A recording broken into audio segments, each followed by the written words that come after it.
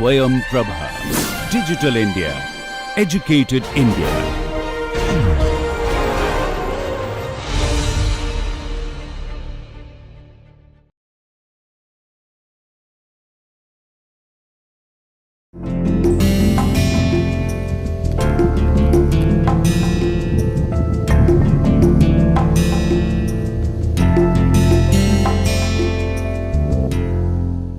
Dear students, let us start the first lecture of this course.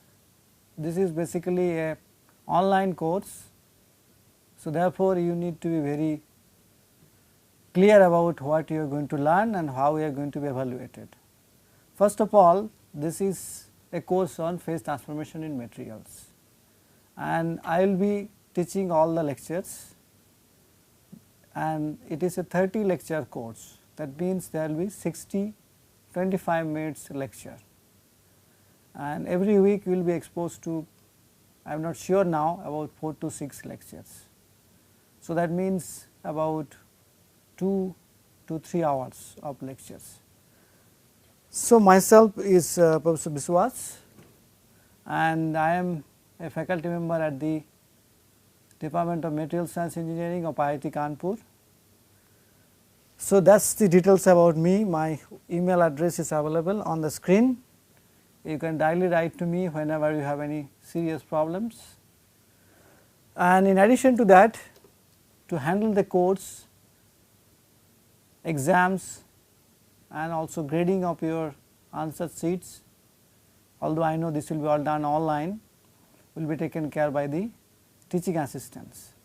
So, 2 of my students, they will be handling that. So, they are actually the main person who will be handling your questions.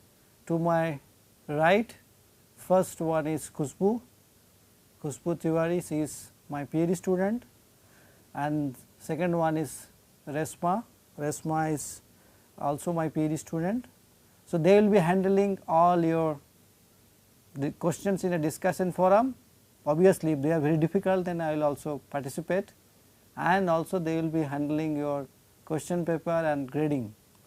So, my task will be to deliver all the lectures, and then this will be uploaded into the NPTEL website, so that you can observe and read or listen or learn whatever way you can think about it. Nowadays also there is another provision, all my lectures whatever I am speaking will be again taken down or written by some experts. So, we are in the process of finding out those experts for my earlier course on phase transformation in materials. Similarly, we will do it for you also, so that you do not need to listen, you can actually read all these lectures notes. So, before that happens, you are going to only listen these lectures available on the NPTEL forum, and also you can ask questions in the discussion forum. And so, that is about it, and their email addresses are given, and I have carefully removed the phone numbers, because this is where things become very difficult to handle. So, if you have any questions, you can ask them, ask me also, or you can put it on the discussion forum. Okay. You know, like any things in life, every course has an objective, and this objective has to be very clear before you start a course. So, present course actually will deal with basics of phase transformations in materials. As I said in my introduction video, already you have seen probably, that phase transformation is everywhere present in the environment, whether you are talking about metals, ceramics, polymers, or you are talking about real life, phase transformation is present. But how do you deal with phase transformation? That is what you will be taught, because that is what is important in your endeavor to learn phase transformations. So, using these 3 things, one is your thermodynamics, then kinetics, and some basic aspect of material science like crystal structures and interfaces. We are going to study various solid to solid and liquid to solid phase transformation. As you know, this is a vast subject, and covering it in 30 lectures is not an easy task. So, obviously, we must be selective, we cannot teach you everything, and to learn everything you need to have some basic idea. What I put it as course prerequisite. Okay. These prerequisites are, you should have, preferably should have some basic knowledge on basic material science, that most of the students in metallurgy or material science normally have, thermodynamics, especially the thermodynamic functions and their relationships, and then some idea of phase diagrams and diffusion. Okay. So, I have already checked on different portions of the NPTEL. What I mean by different portion is that there are some courses which are video, some courses which are web, some courses which are massive open online. So, basic material science has already been taught by some faculty members, thermodynamics has already been available, and phase diagram I myself has developed a course in the just 1 year back. Diffusion is also partly taught. So, therefore, you can actually clear your doubts by reading these lecture. Okay, this is the full rather all the description of all the lectures. Okay, I do not know whether everything is coming in the screen or not, but anyway, most important thing is that we are going to talk about some very at the beginning we are going to give you some idea about free energy, because that is the thermodynamics part of the phase diagram. So, we will show you the calculation of delta G of various transformations. Okay. Then we will talk about quite a bit about interfaces. Interfaces means liquid solid, solid solid, grain grain interface, interfaces. These are all parts of the thermodynamics. Then we have to go into kinetics, that is the nucleation, because nucleation is what is the starting point of phase transformations.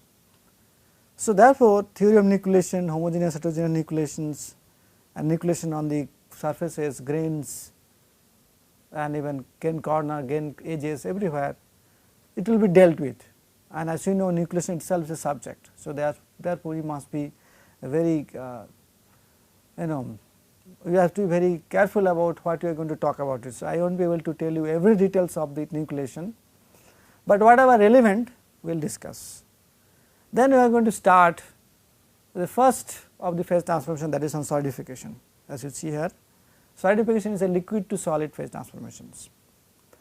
Then we will talk about growth during different aspects like thermal activated growth, interface control growth, diffusion control growth, that is why you need to know, and as well as coupled growth in eutectoid or eutectic transformations. Then we will talk about little bit about transformation kinetics in terms of different models, Johnson and Abrahami models, and some amount of just thermal phase transformations. Then we simply go on to different solid to solid phase transformations like precipitations, recrystallization, martensites, spin-orbital decompositions, and a bit about isothermal and continuous transformations. That itself will be sufficient enough to cover 30 lectures. Okay, so this is important that you know what you are going to be taught at the beginning, so that you can prepare yourself. So, we are going to follow exactly the same way things are given. On the right side, I have also listed down number of lectures will be spent on each topic. Now comes the very important aspects, because in a massive open online course you will be exposed to video lectures or the online lectures. You must have some amount of textbook knowledge. So, therefore, two important textbooks which I have carried from our library is this first one, which is here, is written on that, is phase transformations in metals and alloys. Classic textbook by D.A. Potter and K.E. Sterling, and a recent edition also has come with a new author. All the problems are solved by Dr. M. Sharif. This is available in India, not very expensive book, you can read that. And the other book is written by two of my past colleagues, although I have never met them, but they are at IIT Kanpur. This book is Phase Transformations in Materials, and by Professor A. K. Jaina and Professor M. C. Chaturvedi. Both were at IIT Kanpur. So, when these books were written, Jaina was in Kanpur. Okay. So, these two books will be your basic textbooks for the course, and any of these books will be good for you. You can buy these books, or you can actually copy from different libraries in the different parts of the books. You can copy from different libraries, or if you want, you can actually even get buy that on different online stores, correct.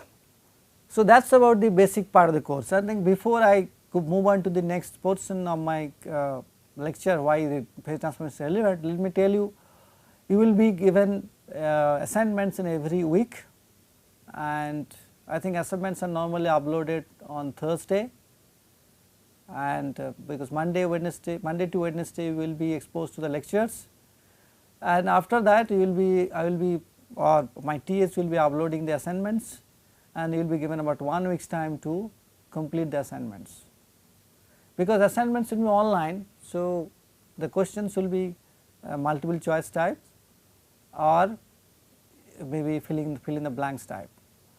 As assignment will have a weightage of 50% weightage, and at the end of this semester you will be taking an end sem exam, and we are planning to have it online so far, if I do not change my decisions or something else happens.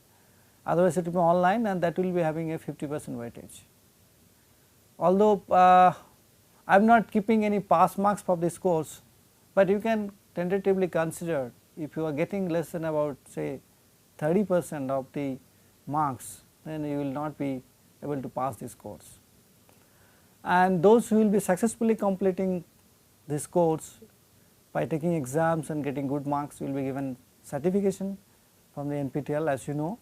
So, that way I expect that you will be very serious learner, and you will be also able to solve these problems. If in case you have difficulties, you can always discuss. We can always use discussion forum, or you can write emails. You can always bring it to the instructor or the TS, so that we can make it clear to you. That is very important, because unless and until you know the things very well, you will not be able to answer the questions. Now, in the next few slides, I am going to talk about what is the relevance of phase transformation in materials development. And why do you study? In any course, I know that many of you do not exposed by the instructor in the same way. You must have an idea why you are studying this course, what is the need. Well, phase transformation, as I said, is present in environment. Okay. This slide I have taken from literature, that is what I am going to answer to you, why study phase transformation in material science. Okay. What we are actually we look material for, the application. In any case, finally we have to think of application. Unless and until this material is applied, engineering point of view, we do not find any reason to study. Scientific point of view, one can study. So, application means we must know their properties, all kinds of properties, whether it is a physical, mechanical, electronic, electrical, magnetic, depending on the applications. So, property or properties of a material are estimated very rigorously to find and potential applications. This is true for even new material when it is developed. So, now question is this, properties, as I said, mechanical, chemical, electrical, magnetic, thermal, you can even list down many more. Properties of the material depends on structure, and that is why actually real problem comes. Structure has length scale. You can simply say atomic structure. Atomic structure is the smallest structure you can think about it, atom and nucleus. In fact, that is what dictates most of the properties of the material, but that is not all. That is what this is what you must know very clearly, that is not all. So, structure means it can be atomic structure, molecular structure, grain structure, phase distribution and defects. Okay. So, we have basically I have listed down from the bottom up. The atom is the smallest species, and then we have grains and other things. So, you must have, I am stressing again, you must have a good idea about the structures to correlate with the properties, because it is important that the properties are primarily dictated by the structure. So, if I know the structure, I can dictate the properties. So, you got the correlation, right. Now, very logically speaking, we make materials, rather we use processing techniques to make materials, and these processing techniques allow you to control structure. Processing technique means what? You can start with a liquid and solidify, that is what is solidification. You can start with a metal piece deform by rolling, forging or extrusion or whatever different means. So, you actually process, or you can actually deposit thin film, you can actually use surface treatment techniques, many things we do in the real processing of materials. They have a direct connections with the structure, and structure has a direct link with the properties. So, as you see here, these actually are variables for the processing: temperature, pressure or stress, strain or volume, and chemical composition for the alloys. You can change chemical composition by making different alloys. So, these are my variables in processing, and by applying these variables or combination of variables, I generate or I make materials or manufacture materials, and these processing variables control the structure and structure controls the properties. So, therefore, these three are linked, very clearly they are linked, they are not separate or they are not independent things, they are connected to each other. So, that these are the bridges of these three important pillars of material science: processing, structure and property. But finally, what do we look for? Finally, we look for what is known as performance. If you are studying in a course syllabus, in a course, we are finally evaluating your performance. Similarly, materials are evaluated in terms of performance. If I put a tire in your car, that means the major performance is that tires should be able to take the car from one place to other place without any problems. But tires will vary from a summer to winter in the foreign countries, and the tires which will travel on ice are different.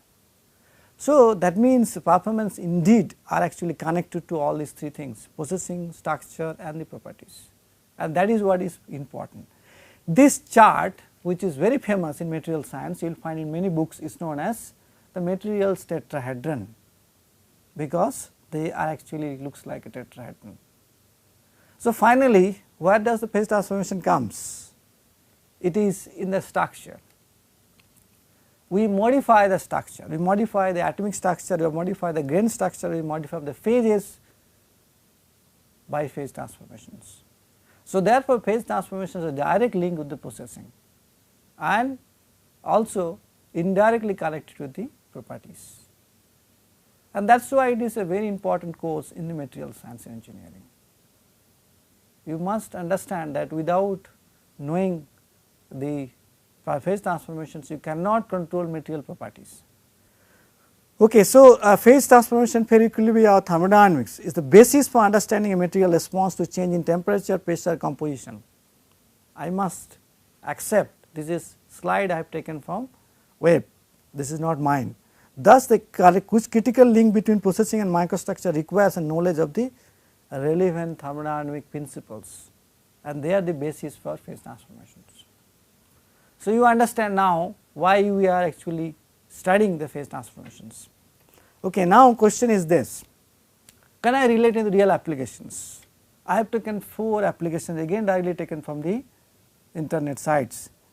First one is an airplane.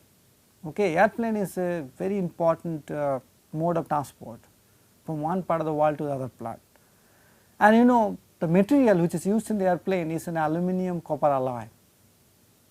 If you do not know, you can actually check on the books. This is a classical alloy, aluminum 4.5 to 4.7% copper, known as duralumin in the trade name, and this is a very stable alloy from 45 degrees Celsius to minus 65 degrees Celsius or even minus 80 degrees Celsius. I do not know how many of you read news that there is a research laboratory in the southern hemisphere, that is in Antarctica, and sometimes if somebody is ill in the research laboratories in winter time, they are actually taken from that place by plane to the mainland, the different continents, especially in Southern America or some parts, but it will be extremely cold, minus 60 to minus 80 degrees Celsius temperatures. So, a plane flying there, the material has to withstand such a low temperature. So, this wonderful material which is prepared long back is used for the plane body. And important phase transformation which is happening here is a precipitation of certain phase in aluminum alloys, and these precipitates provide the strength from high to low temperature. If you travel carefully on the planes, you will find, especially on the wings, riveted joints, and these riveted joints are very strong at low temperatures because of the precipitation. So, we are going to discuss about that. Now, next one which is very important on the right side is a turbine. Basically, it can be used in the plane, the high speed plane, or even in power generators, and they contain nickel based superalloys. It is a wonderful material. It is a nickel aluminum alloy with consisting of many other elements which I will not discuss in detail now, but again the real high temperature properties, because this is a turbine. So, therefore, this has to withstand high temperature. High temperature properties, creep resistance properties of this material is basically because of precipitation of Ni3Al type L12 precipitates, what is known as in a nickel matrix, FCC matrix, and these unique precipitates actually provide the strength. Okay, that means the precipitation is very important aspect to understand. So, that is what will be part of the syllabus. Then on this side, left side, I don't know, maybe you are right, this is the rails which is used to as a fish plate on the railway tracks. These are actually steels, basically the steel of perlite, what is known as. If you do not have any idea of perlite is nothing but a eutectorically transformed product of gamma solution of carbon in iron. And so, therefore, we must know how this transformation happens, whether can we control it, because the properties of the rail depends on that. Remember, rail is what is allowing us to move trains. So, therefore, they are subjected to stress, temperature, harsh environment, and many other things. So, they must have combinations of properties so that they can serve the purpose, and this is basically done by controlling the phase transformations. On the right side, this is the end, the last example is basically the titanium based alloy engines. Okay, remember, these engines are not used in car, they will be used in the planes or maybe in some other strategic applications like the submarines or so. So, these engines actually has many parts like titanium valves, titanium MMC pins, titanium MMC crankshafts, many other things, springs, and they are titanium aluminides. You know, titanium, out of these all titanium alloys, the most important alloy which is extensively used is titanium 6 aluminum 4 vanadium, and we can control the manufacture of these by many ways, creating alpha titanium, alpha plus beta titanium, beta titanium alloys.